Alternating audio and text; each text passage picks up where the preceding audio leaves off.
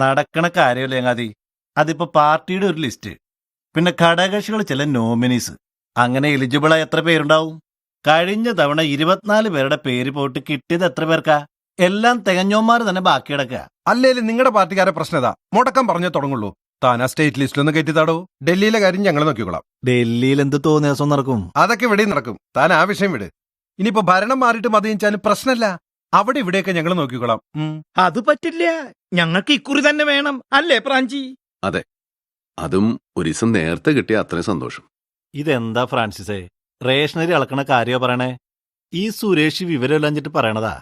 അല്ല, ഞാൻ ചോദിക്കട്ടെ, ആരേലും ചോദിച്ചാ നമുക്ക് എന്തുട്ടാ പറയാനുള്ള ഒരു എലിജിബിലിറ്റി ആയിട്ട്? തനിക്ക് എന്തോരം വേണ്ടി വരും എലിജിബിലിറ്റി?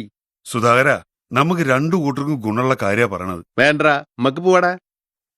സുധാര, എന്താ യോഗ്യത എന്നല്ലേ നീ ചോദിച്ചേ? ഇടത്തുനിന്നും വലത്തുനിന്നും കൈ നീട്ടുമ്പോ കണക്ക് നോക്കാണ്ട് വാരി തന്ന തന്നെയാണ്ട യോഗ്യത. ഇത് ക്യാഷിന് കിട്ടണമെങ്കിൽ ഫ്രാൻസിസ് മേടിക്കും, എന്നിട്ട് അതും കഴുത്തിൽ തൂക്കിയിട്ട് തൃശ്ശൂർ റൗണ്ടാ നടക്കും. മേനോമായോ?